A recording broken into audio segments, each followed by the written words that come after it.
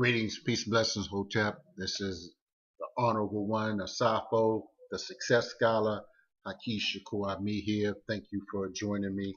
I want to talk a little bit. I want to give an analysis, a real analysis with a real plan and real solutions, because that's what I do. I know some people, for instance, in Baltimore on 10:10 a.m. on Wednesdays at 11 o'clock, think that they give an analysis, but they don't really have a solution, so they really need to learn from somebody um, that does have a better plan and can implement. So that's what I'm saying absolutely at this time.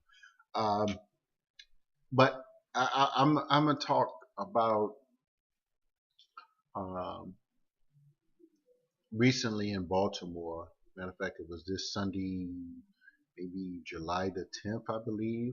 Yes, July 10th. 5 people were shot, 4 women and 1 man. 4 women and 1 man at a prayer vigil for a young person that got shot Sunday. Actually, okay, the prayer vigil was Monday. On the shooting, they were praying for someone that got shot that Sunday.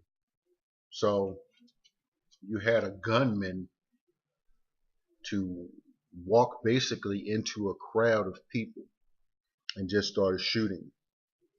Uh, what is sad and scary about this is that, you know, and why I had to say something, because there's a lot of murder, death, kills within our community that uh, sometimes we don't address, because it's like we'll be like all day, every day, like doing a press conference or showing up somewhere for someone that died. You see the balloons everywhere, depending upon where you live. But uh, recently, I'm sorry, I thought I heard something. So when I heard about this, I was, driving my mother somewhere, and I just said it to her, and it was like, and she was like, "When did this happen?" Like she didn't hear about it. So that made me think, deeply, that was it like not real news? 5 people getting shot at a prayer vigil for someone that died, and 4 of them were women. So I'm just like, there was no discrimination in the shooting. The indiscriminate, shall I say. It wasn't like they targeted an individual. They said that they were going to shoot up. Obviously, I don't know if they have a suspect or anything, but they came in with the intent on shooting any and everybody that was present. Um, and I had to ask the question: what if there were like community leaders? What if there were ministers, or what if there were healers or activists, or elected officials, or just sincere parents, teachers, that came out to this? And what if they had, took on a humble, uh, took a bullet for something that they come in to, mourn? It just made me realize that, yes, it's a lot of things that are going on with police killings, and uh, but we also have to realize that statistically, and it's maybe an unfortunate balance that we do have some individuals within our community that certainly, for whatever reason, and there are many. I will mention several of them: the lead in the water, of course, the poverty, drugs, uh, disproportionate amount of alcohol establishments, poor quality food, toxic music, video games, just when people are malnourished. They unstable, and they being fed a daily dose of Little Wayne and Young Thug. Like straight up. Let me just make it plain now.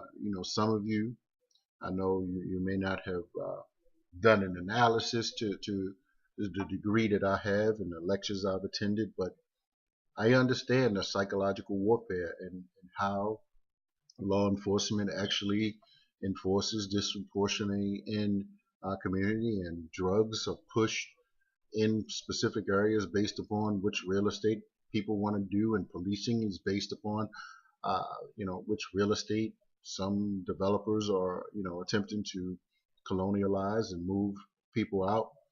So I understand that, for sure. I you know but I have had to think, like, what am I going to do now?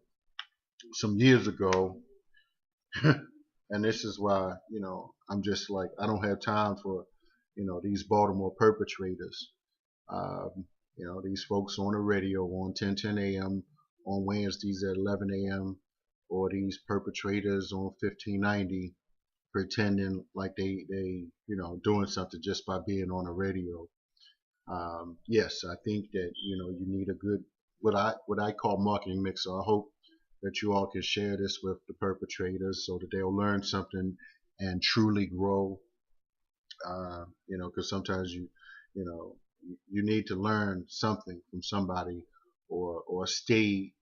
You know, you'll basically stay in your place and keep our people ignorant, and that's what's happening in Baltimore. Many of the RBG activists, conscious, just keeping our people ignorant. So with that being said, I had a store actually. This event, well, not alleged shooting, this shooting happened on North and Fulton Avenue in Baltimore. Um, I Some years ago, I think I was maybe 27, 28, 29, somewhere like that.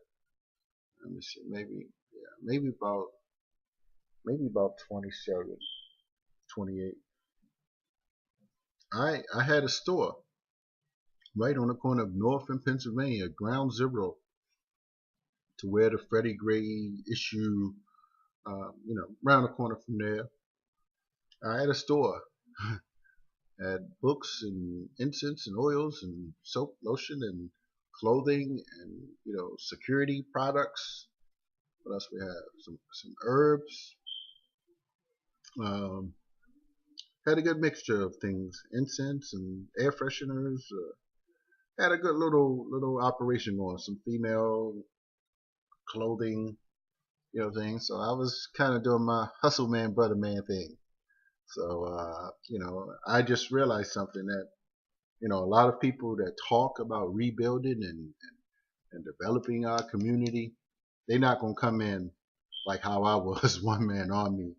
Uh, try to get some of these talkers, you know, these Phi Beta perpetrators and people that talk like, look, this is ground zero. This is the strip. This is northern Pennsylvania. It used to be a historic area. This is, ideal location for us to organize. I was reading all the right books, making the right connections up and down the East Coast, bringing some unique products, not just no little cheap little hustle man thing, selling incense, walking around selling oils. Now I had some unique, a unique professional product. Very, I thought it was a sophisticated operation for my level right then. Um, but I didn't get any help, from a lot of different organizations. The RBGs, one may show up every once in a while. Um, yeah, I would get the Nation of Islam to come. They would come to sell bean pies to me and some of my customers that I had there, some of the crew, But I just thought I had a good operation, and and like after that, well, yes, I don't, no, actually before that, I used to work right around the corner at Youth Opportunities, as well as I used to write for the newspaper, the Sandtown Winchester Viewpoint newspaper. So I had a little triangular connections that I had, that I thought that I could, I had a base, a network of supporters, but it certainly was in impoverished area. And what had happened was, you know, unfortunately, people stole.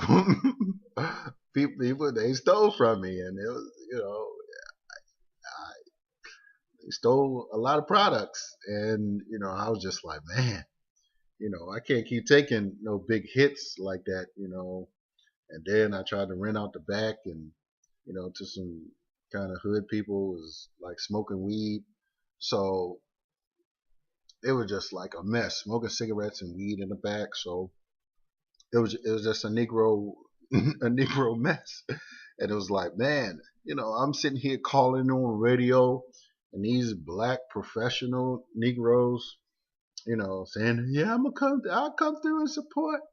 I didn't realize. I thought like everybody thought like me. Like, yeah, yeah, you're a black professional, but we can develop and build up the hood.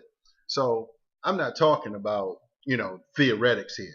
I was connected to the Monta Network, Ken Bridges and Al Wellington. They had, Wharton MBA brothers starting a black network marketing company. We had black manufactured products. And I didn't see none of these Baltimore people. So I don't know why, some of these folks, will get awards in Baltimore when they haven't, even attempted to build anything. And, even when I worked for the Sandtown Winchester Viewpoint newspaper, uh, I was, instrumental in getting one of the Korean businesses actually shut down right on Pennsylvania Avenue, selling green meat to black folk. And what the saddest thing was, some of the black folk were like, this mama san, or this my aunt, whatever. They selling green meat. Even the council person, Kiefer Mitchell, agreed, and he came down and said, like, look, I mean, you got to do something about this. This is inhumane. Green meat, selling green, changing color meat. So that's what they do to, some of the food deserts within our community. And so I saw it firsthand. I was on the front line of it firsthand.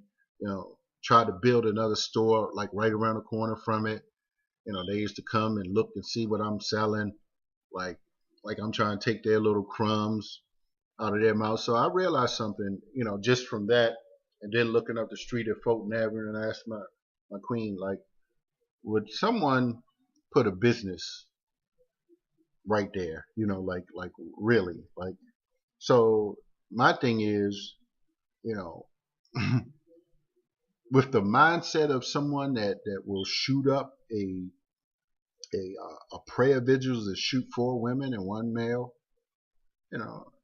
what are you gonna do with him?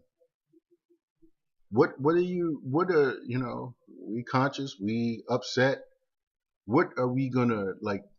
Do we have a infrastructure to track down someone like that? Because they're dangerous.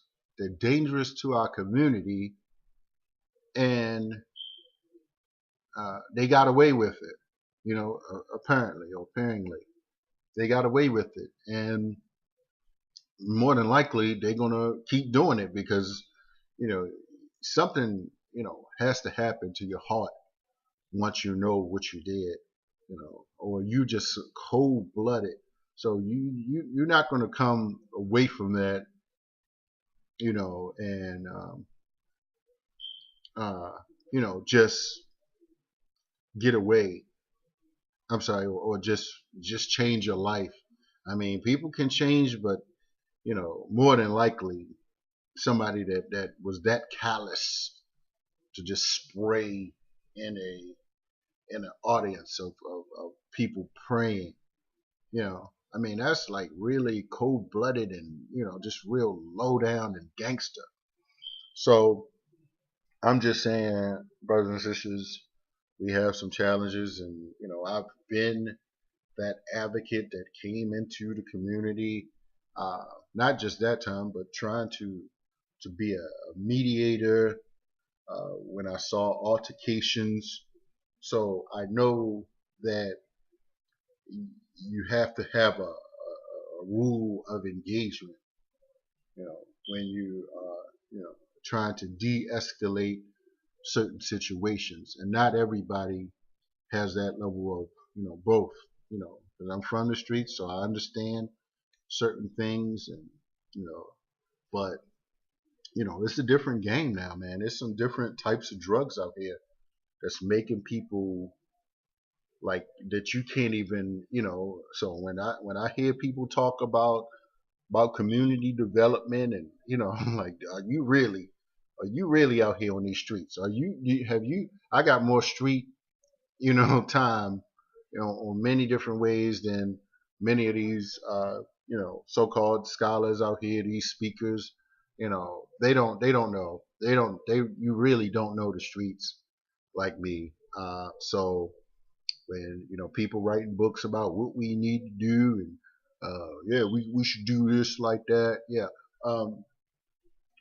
Yes, I think that people have to get away.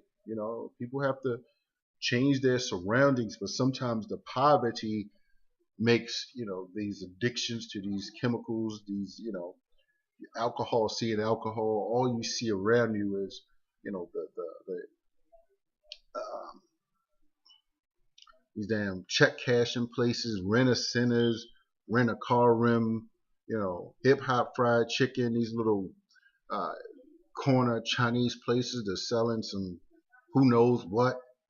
And some of us are so addicted and so insane, lack growth, and even when we can afford to do better, we're so addicted. I remember one time I was with a brother, and I was like, look, if we want to, we were pressed for time, so we couldn't go to a black-owned establishment, but so we went to a Chinese store, and he was like, man, I can't eat here; they too clean. I'm like, man, listen to this nigga. I'm Negro. I'm sorry. No, but I'm just like, listen to this, insanity. You saying you got to go find somewhere that's more greasy instead of, you know, spending almost the same amount of money, for a quality food. So I'm just saying that sometimes, many of us, the shackles are indeed on our mind. You know, we have to overcome these psychological effects of mental enslavement, and be prepared to really enforce various laws, and and I don't know how it's going to happen without ownership of various institutions to retrain and re-educate and re-engage the community. So that's all I have to say on that. Uh, we will build next time, so check me out next time. I'll let the Success Scholar. Peace.